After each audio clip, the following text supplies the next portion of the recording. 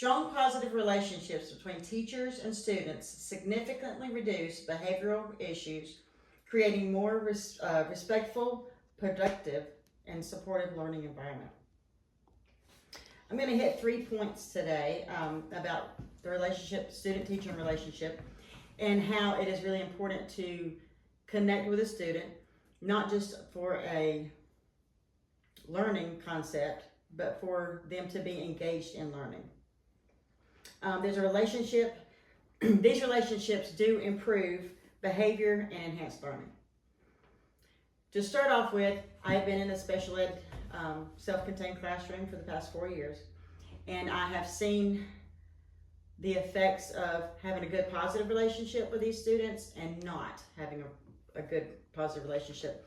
I came into it kind of old school, and I was strict, and I wanted to have rules, but that doesn't always work. Because when I expect a student to be engaged in learning, I haven't fully understood why they may be in a bad mood, or pull away from somebody, or just be tired and sleepy. So I've learned that it is very important to engage with the students, learn each student personally, and then I can see that the effects that relationship is going to bring.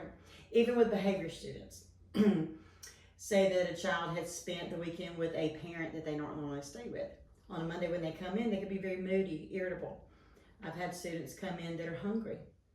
And had I not known the previous issue or where they come from, their background or things like that, if they've not opened up with me, I can't meet their educational need. I cannot get them to want to work with me, work in a group capacity, even talk to their friends, because their basic needs are not being met. If they're hungry and their tummy's upset or growling, or they have a headache, or they've not slept the night before, there's no way I'm going to get them to engage in an activity or to learn anything that I have to teach them.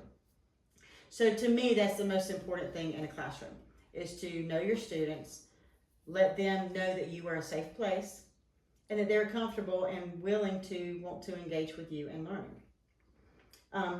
Once this happens, and once that relationship is established with a student, they're going to be more willing to want to work with you, work for you. If you ask questions, they're going to want to engage with you in any kind of circumstance, whether it be a math lesson, a reading lesson. If they have to answer questions aloud or even work in a group, they're going to be more agreeable and want to engage if the relationships are there and established. Also, once you actually have the relationships established, they're going to be more mindful of their behavior. Because if they see me as somebody that they're going to respect and that they appreciate, and that I'm going to show up for them every time, they're going to be more likely to want to show up for me when they need to follow rules, or just even in sometimes a chaotic environment. They're going to be more willing to look to me and to listen to what I have to say, because they already respect me and I've already gained that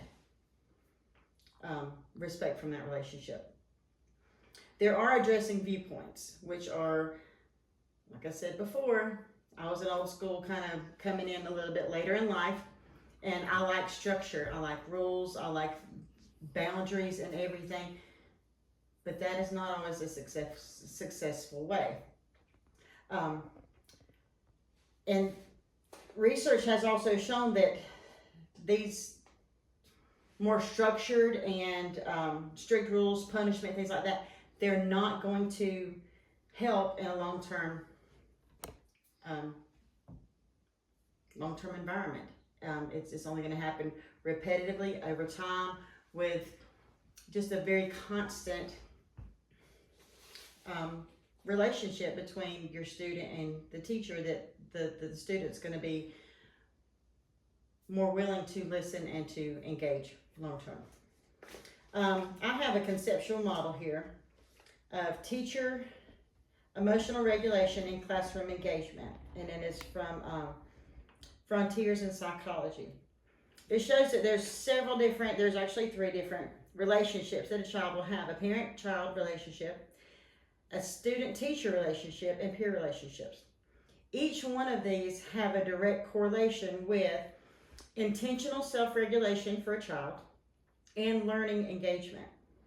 But say a child has one of these lines broken, say they come from a troubled home,